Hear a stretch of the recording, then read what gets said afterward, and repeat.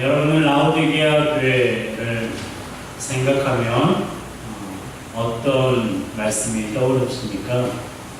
아마도 차지도 뜨겁지도 않은 신앙을 가지고 있는 교회라는 말이 떠오를 텐데요. 우리가 이 말씀을 이해하기 위해서는 당시 라오디게아 교회가 위치한 지역의 특성을 아는 것이 중요합니다. 라오디게아는 히에라폴리스와 골로새라는 두 도시가 이웃하고 있는 도시였습니다. 히에라폴리스는 뜨거운 온천으로 유명했고요. 골로새는 질 좋은 식용수가 되는 차고 맑은 시냇물로 유명한 곳이었습니다. 그런데 라오디게아에 있는 리쿠스 강이 여름이면 말라버리기 때문에 사람들은 물을 구하기 위해서 10km나 되는 긴 수로를 연결해서 사용했습니다. 하지만 그 물이 긴 거리를 오는 동안 미지근해져서 식수로 사용하기에는 부적절했다고 해요. 그래서 마시는 사람들마다 토해버렸다고 하는데요. 주님은 이것을 빗대어서 라오디게아 교회의 신앙에 대해서 말씀하신 것입니다. 특히 19절에 열심을 내라는 말씀을 하신 것으로 보면 라오디게아 교회 성도들의 열심이 미지근해 있음을 책망하시는 것을 알 수 있습니다. 그런데요, 그들이 미지근한 신앙을 갖게 된 이유가 있어요. 스스로 부자라고 생각했기 때문인데요. 17절 상반절 함께 읽겠습니다. 시작. 네가 말하기를 나는 부자라 부요하여 부족한 것이 없다 하나. 라오디게아는 번창하는 금융의 중심지였습니다. 때문에 성도들도 돈이 많은 사람들이었어요. 그러니 그들은 돈이 많은 것에 대해서 굉장한 자부심을 가지고 있었습니다. 그리고 다른 교회들에서 찾아볼 수 있는 고난이나 환난이라는 이런 단어가 이 라오디게아 교회에 관한 말씀에는 없는 것으로 보면 그들은 편안한 신앙생활을 했던 것 같습니다. 재정도 넉넉하고 편안하니까 신앙생활을 잘하고 있다고 생각한 거예요. 하지만 그들이 부여한 것은 물질이었지 영적인 것은 아니었습니다. 그래서 주님은 그들의 영적인 현 주소를 알려주셨어요. 17절 하반절 함께 읽습니다. 내 본고한 것과 가련한 것과 가난한 것과 눈먼 것과 벌거벗은 것을 알지 못하는도다. 나는 부자라 부유하여 부족한 것이 없다라고 성도들은 말했지만 예수님은 아니야. 너희는 곤고하고 가련하고 가난하고 눈멀고 벌거벗었어 라고 말씀하셨습니다. 누구 말이 옳을까요? 여러분, 우리가 아무리 신앙생활을 열심히 하고 있다고 생각할지라도 예수님께서 그건 아니야 라고 말씀하시면 우리는 우리의 신앙의 모습을 돌아보아야 합니다. 주님께는 라오디게아 성도들이 곤고하고 가련하고 가난하고 눈이 멀고 벌거벗은 것처럼 보였어요. 하지만 그들은 자신들의 상태를 알지 못했습니다. 그들은 자신들이 부자라고 생각했어요.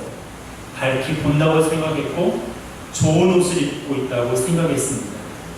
하지만 주님 보기에는 그들은 아무것도 없는 처참한 상태였어요. 여기에서 우리는 우리의 영적인 상태가 어떠한지를 돌아볼 필요가 있습니다. 우리의 기준이 아니라 하나님의 기준으로 말이죠. 우리 스스로 보기에는 예배도 잘 드리고 헌금도 잘하고 큰 문제도 없으니 내가 신앙생활을 잘하고 있다라고 생각할지 모르겠습니다. 그런데 과연 주님 보시기에도 우리의 영적인 상태가 만족할 만한 것일까? 혹시 주님 보시기에는 영적으로 매우 빈곤하고 곤고한 상태이지는 않은가 우리 자신을 돌아보아야 됩니다. 주님은 그런 미지근한 성도를 향하여서 내가 너를 토하여 내버릴 것이다 라고 말씀하십니다. 좀 과격해 보이는 말이지만 예수님께서 그만큼 미지근한 신앙에 대해서 예수님은 기뻐하시지 않기 때문입니다. 그럼에도 예수님께서는 그러한 미지근한 신앙을 가지고 있는 라오디게아의 교회에 대해서 예수님은 그들을 버리지 않으십니다. 그들에게 기회를 주시죠. 그래서 영적 빈곤에 처한 그들에게 처방을 내리셨는데요. 세 가지의 처방을 내리셨습니다. 첫 번째는 불로 연단한 금을 사서 부유하게 하라는 거예요. 18절 상반절입니다. 함께 읽습니다. 내가 너를 권하노니 내게서 불로 연단한 금을 사서 부유하게 하고. 자, 여기서 말하는 금은 믿음을 가리킵니다. 특별히 확실한 믿음은 금보다 귀하다고 성경이 말씀하고 있는데요. 베드로전서 1장 7절 함께 읽습니다. 너희 믿음의 확실함은 불로 연단하여도 없어질 금보다 더 귀하여. 여러분, 금보다 더 귀한 게 뭐라고요? 자, 금보다 더 귀한 게 뭐라고요? 아니에요. 믿음이 아니라 믿음의 확실함입니다. 확실한 믿음이에요. 확실한 믿음이 금보다 더 귀하다고 말씀하고 있습니다. 그런데 금은 불로 연단되어질 때 비로소 금이 되는 것처럼 믿음도요, 불과 같은 고난과 시련을 통해서 만들어집니다. 불로 연단되어지지 않는 금이 없듯이 고난 없이 만들어진 믿음도 없습니다. 우리가 이 세상에서 믿음을 지키면 고난이 있을 수밖에 없습니다. 세상은 믿음을 싫어하거든요. 세상은 예수님을 싫어하다 보니까 예수님을 믿는 자들도 싫어해요. 예수를 믿는 그 믿음을 세상은 싫어합니다. 그래서 이것을 견디지 못한 사람들이 교회를 버리기도 하고 믿음을 떠나기도 합니다. 여러분은 어떻게 하시겠습니까? 세상이 믿음을 싫어한다고 세상과 타협하기 위해 믿음을 버리시겠습니까? 여러분, 우리는 그럴 수 없어요. 우리는 쉽게 믿음이라는 말을 사용하지만 사실 이 믿음이 우리의 손 아귀까지 올 수 있었던 것은 예수 그리스도께서 십자가에서 못 박혀 죽으신 고난이 있었기 때문입니다. 그분이 불과 같은 시련과 시험을 견디셨기 때문에 그 믿음이 우리 손에 쥐어진 것이고 우리는 그 믿음을 소유하게 된 것입니다. 여러분, 우리가 우리를 창조하신 하나님을 기쁘시게 할 수 있는 것은 믿음으로만 가능해요. 인생의 문제와 세상의 유혹을 넉넉히 이겨낼 수 있는 것도 믿음으로만 가능합니다. 그러므로 우리는 믿음을 갖되 확실한 믿음을 가져야 됩니다. 하나님은 지금도 살아 역사하신다는 확실한 믿음이 있어야 돼요. 예수님께서 나를 위해서 십자가에 죽으시고 3일 만에 부활하셨다는 확실한 믿음이 내 안에 있어야 됩니다. 성령님께서 나와 함께 계셔서 나를 도우시는 분이라는 확실한 믿음이 우리에게 있을 때 그 확실한 믿음이 금보다 귀하고 그 확실한 믿음을 통해 우리가 천국에 갈 수 있고 더불어 이 땅에서 우리가 천국을 맛볼 수가 있는 것입니다. 예수님께서 우리에게 주신 두 번째 처방은 흰옷을 사서 입으라는 것이었습니다. 18절 중반절 함께 읽습니다. 흰옷을 사서 입어 벌거벗은 수치를 보이지 않게 하고. 라오디게아는 광택 있는 검은 양모 생산지로 유명한 지역이었어요. 그러기 주님은 지금 옷을 비유하여 그들에게 말씀하신 것입니다. 이렇게 말씀하시는 거예요. 너희가 아무리 많은 옷을 만든다 해도 너희들은 진짜 옷을 입고 있지 않아 라고 말이죠. 그렇습니다. 그들은 수많은 옷을 만들었고 화려한 옷을 입고 있었어요. 하지만 주님 보시기에 그들은 벌거벗었어요. 옷을 입고 있지 않은 상황이었습니다. 옷을 벗은 수치스러운 몸이 드러나는 뿐이었어요. 그래서 예수님께서 말씀하십니다. 너희들은 흰 옷을 사서 수치스러운 것을 가리라고 말씀하십니다. 여기서 흰 옷이란 하나님의 은혜로 얻은 의의 옷을 말해요. 예수 그리스도의 보혈로 만들어진 의의 옷을 가리켜서 흰 옷이라고 말합니다. 누구든지 흰 옷을 입지 않으면 수치를 당할 수밖에 없기 때문에 예수님께서는 우리에게 흰 옷을 입을 것을 권면하고 계세요. 우리가 흰 옷을 입지 않으면 죄가 가려지지 않습니다. 죄가 가려지지 않으면 천국에 들어갈 수도 없고요. 바깥 어두운 데로 쫓겨나 슬피에 울며 이를 갈게 되는 일이 발생하게 됩니다. 그런데 심각한 것은 지금 이 편지가 불신자들에게, 하나님을 모르는 사람들에게 보낸 편지가 아니라 라오디게아 교회 성도들에게 보낸 편지라는 사실에 우리가 주목해야 됩니다. 무슨 말입니까? 교회 안에 흰옷을 입지 못한 자들이 있다는 겁니다. 일찌감치 주님께서 말씀하셨어요. 주여 주여 하는 자마다 다 천국에 들어가는 것은 아니다 라고 말이죠. 여러분은 흰 옷을 입고 계십니까? 예수 그리스도의 보혈로 만들어진 그 의의 옷을 입고 계십니까? 우리는 흰 옷을 입어야 돼요. 예수 그리스도의 보혈로 만들어진 흰 옷을 입을 때에 우리의 죄가 가려져 천국문에 우리가 이룰 수가 있고 하나님의 영원한 복을 우리가 누릴 수가 있는 것입니다. 흰 옷을 입으시기 바랍니다. 아멘. 아멘. 아멘. 아멘. 아멘은 믿음의 고백입니다. 제가 금요기도 시간에도 말했는데요. 제가 웬만하면 아멘을 안 가르치려고 그러는데 하나님도 가르치셨기 때문에 저도 가르치려고. 아멘. 하나님도 너희가 이렇게 해라. 그러면 너희들은 아멘 할지어다 라고 말씀하셨어요. 그래서 아멘을 좀 가르치려고 그러죠. 아멘이 믿음의 고백이에요. 아멘. 속으로 하지 마세요. 하나님 앞에 믿음으로 담대하게 고백하십시오. 여러분, 우리는 흰옷을 입어야 돼요. 흰옷을 입어야 영적인 빈곤에 처하지 않을 뿐 아니라 영생 들어갈 수가 있어요. 우리가 살 곳은 이 땅이 아니잖아요. 우리가 영원히 살 곳은 하나님 나라입니다. 아멘.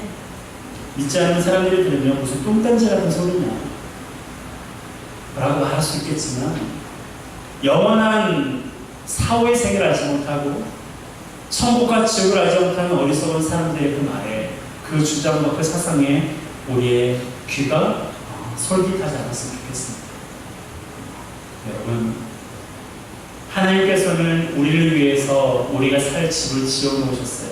그런데 아무나 그 집에 들어갈 수 있는 것이 아니라 예수 그리스도의 보혈로 만들어진 흰 옷을 입은 사람만이 그곳에 입성할 수가 있어요.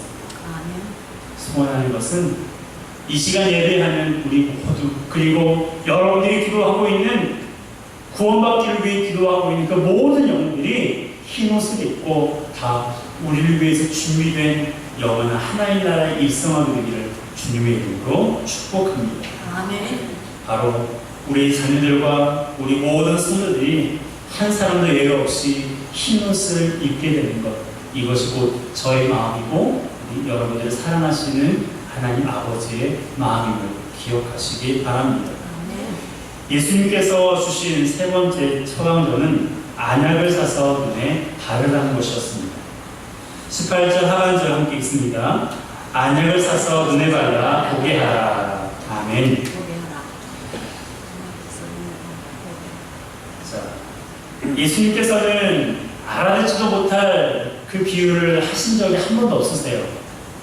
아까 옷을 비유하여서 흰옷을 말씀하신 것처럼 이 안약을 사라는 것도요,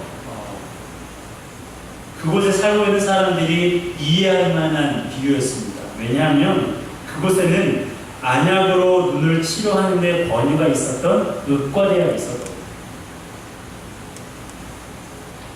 사람들은 눈이 아프거나 눈이 나쁘면 그곳에서 다 치료받을 수 있다고 생각을 했어요. 하지만 주님은 그들에게 뭐라고 말씀하십니까? 너희들이 아무리 많이 눈을 치료한다 해도 너희는 여전히 소경이며 어둠 속에 있다라고 말씀하셨어요. 그들에게는 영안을 열어줄 안약이 필요했습니다. 영적인 눈을 열어줄 안약이 필요했어요. 안약을 눈에 발라야 그리스도를 볼 수 있기 때문입니다. 안약을 눈에 발라야 말씀이 보이고 그리스도의 사랑이 보여요. 안약을 눈에 발라야 주님께서 우리를 통하여 이루실 사명이 보이고 내 안에 허물이 보입니다. 여러분, 주님이 보이십니까? 주님의 말씀과 여러분들을 사랑하시는 그분의 사랑이 보이십니까? 우리를 통하여 이루실 사명과 주님 앞에 범죄한 우리의 잘못이, 우리의 허물이 무엇인지 보이십니까? 여러분, 보여야 돼요.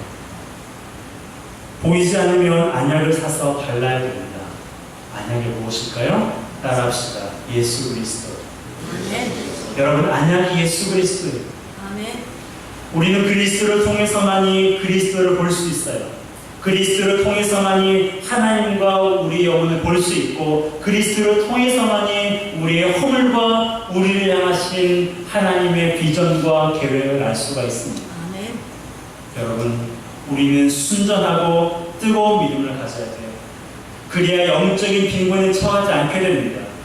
하지만 혹시 영적인 빈곤에 처할지라도 실망하지 말 것은 영적 빈곤에서 벗어날 방법을 주님께서 말씀하셨기 때문입니다.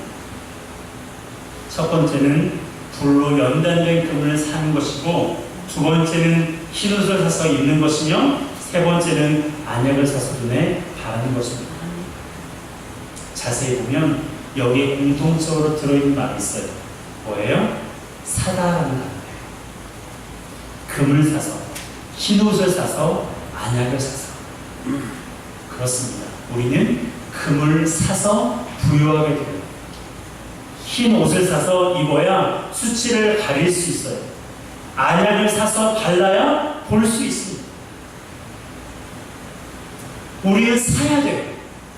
누구에게서요? 그리스도에게 사야 됩니다. 가만히 있지 말고 19절에 말씀하고 있는 것처럼 열심을 내라는 거예요. 회개하는 거예요. 아멘. 누가 내 속에 안약을 넣어줄 때까지 기다리지 말고 사모하는 거예요. 열심히 내라는 거예요. 그것이 뜨거운 신앙.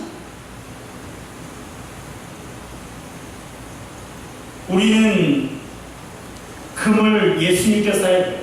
흰 옷을 예수님께 사야 됩니다. 안약을 예수님께 사야 됩니다. 그런데 문제가 있어요. 그분은 보이지 않아요. 보여야 사든 말든 할 텐데 그분은 보이지 않습니다. 하지만 염려할 것이 없습니다. 어디로 가야 그분을 만날까? 고민할 필요도 없어요. 예수님을 찾아다닐 필요도 없습니다. 주님이 이미 우리를 찾아오셨기 때문이에요. 20절의 말씀입니다. 함께 읽습니다. 볼지어다 내가 문 밖에 서서 두드리노니 누구든지 내 음성을 듣고 문을 열면 내가 그에게로 들어가 그와 더불어 먹고 그는 나와 더불어 먹으리라. 아멘. 아멘. 여러분, 예수님은 우리를 찾아오셔서 마음의 문을 두드리고 계십니다. 아멘. 들어가도 되겠냐고. 내가 왔다고 우리의 마음의 문을 두드리고 계십니다. 그분은 우리가 문을 열기를 기다리고 계세요. 그분은 인격적인 분이시기 때문에 강제로 문을 열지 않습니다. 문을 열라고 위협하지도 않으세요. 문 밖에 서서 문을 열어달라고, 그래서 나와 함께 식사를 하자고 말씀하고 계십니다. 우리는 그분의 음성을 들어야 돼요. 그 음성을 듣는 사람이 문을 열고, 그래야 그분과 식사 교제를 할 수 있습니다. 투자의 귀재라 불리는 워렌 버핏을 아실 텐데요.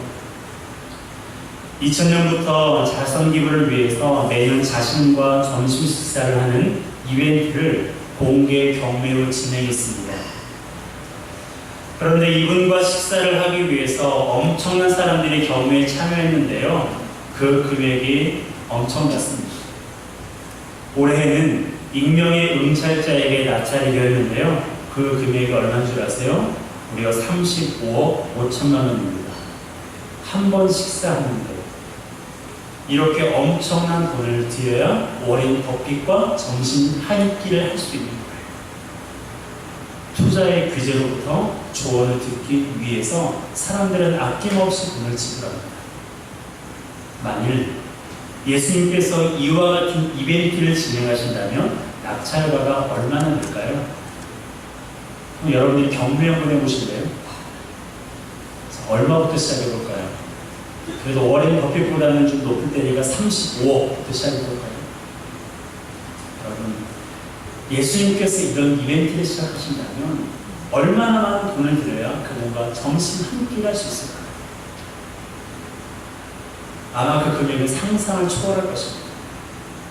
하지만 예수님과 식사하기 위해서는 돈이 필요 없어요. 마음의 문을 열기만 하면 됩니다. 아멘. 마음의 문을 열기만 하면 우리 안에 들어오셔서 우리와 함께 식사를 하시겠다고 약속하셨어요. 아멘. 처음 본 사람과 식사하는 것이 어색한 것처럼 내 마음속에 들어오신 주님과 처음 식사하는 것이 어색할 수도 있어요. 무슨 말을 해야 될지, 어떤 격식을 차려야 할지 몰라 난감할 수도 있습니다. 하지만 시간이 흐르면 흐를수록 그분이 편안하게 느껴져요. 그분이 우리에게 다 맞춰주시거든요. 우리가 무슨 말을 하면 귀 기울여 들으시고 우리의 마음이 평안하도록 우리의 말을 충분히 공감해 주시거든요. 어떤 격식도 없이 편안하게 우리를 대해 주십니다. 그런 주님과 식사하고 싶지 않습니까? 그런데 중요한 것은 그 식사가 일회로 단 한 번으로 끊어지는 것이 아니라 지속적으로 이루어진다는 사실입니다. 거기에서 끝나지 않습니다. 처음에는 우리가 그분을 초청했다면 그 다음에는 그분이 우리를 초청하세요. 21절입니다. 함께 읽습니다. 이기는 그에게는 내가 내 보좌에 함께 앉게 하여 주기를 내가 이기고 아버지 보좌에 함께 앉은 것과 같이 하리라. 아멘. 여러분, 어디에 함께 앉을 수 있도록 해주신다고요? 내 보좌에. 예수님의 보좌에 함께 앉게 해주시겠다라고 그분이 약속하셨어요. 여러분, 상상해 보세요. 하나님이 이곳에 계시고요. 그 옆자리가 예수님이에요. 그리고 그 옆자리가 누구 자리라고요? 아닌 것 같으세요? 예수님께서 말씀하셨습니다. 내 보좌에 내가 함께 앉게 해주겠다고. 다시 한번요. 하나님 자리, 예수님 자리, 그 다음에 그 옆자리 누구 자리? 누구 자리요? 성준이 자리예요. 누구 자리라고요? 누구 자리요? 그 소망이 있습니까? 왜 아멘 안 하지? 아멘. 그 소망이 있으세요? 아멘. 그 확신이 있습니까? 아멘. 여러분, 그 확신 있는 자에게 그 자리가 주어집니다. 아멘. 흰 옷을 입은 자에게만 그 자리가 주어지는 거예요. 그분을 초청해서 식사 한 번 했을 뿐인데 지속적인 만남을 약속하실 뿐만 아니라 왕의 자리에까지 앉게 해주시겠다.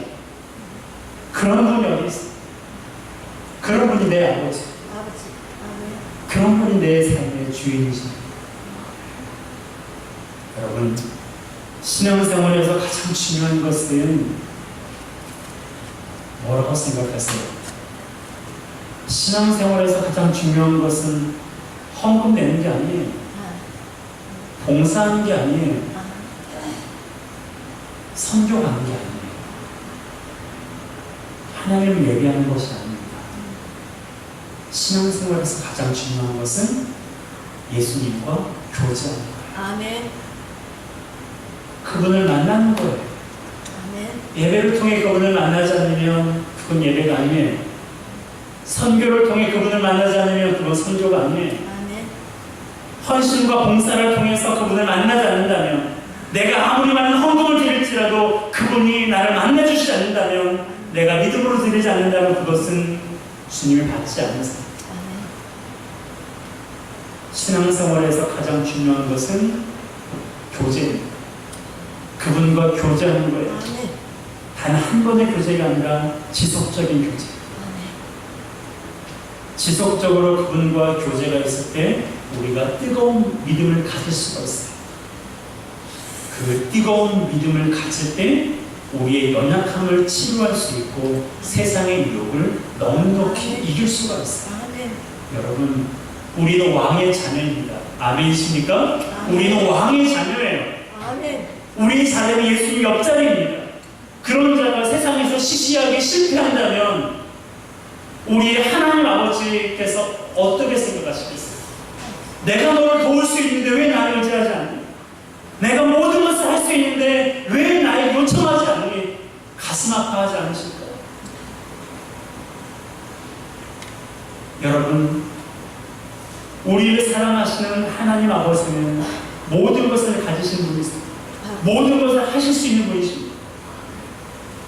그분과 영원히 우리가 교제하는 것, 영원히 그분과 교제하기 위해 오늘 우리가 살아있는 이 땅에서 우리가 그분과 교제해야 합니다. 주님과의 교제를 통해 뜨거운 믿음을 가지고 그 뜨거운 믿음으로 우리를 넘어지게 하고 낙심하게 하는 그 모든 세상의 유혹과 내 안의 쓴뿌리들을 철저하게 이기는 저와 여러분 되시고 주님의 이름으로 축복합니다. 아멘. 함께 찬양하겠습니다. 목마른 사슴 시냇물을 찾아 헤매이듯이 내 영혼 주를 찾기에 갈급하나이다. 함께 찬양하겠습니다.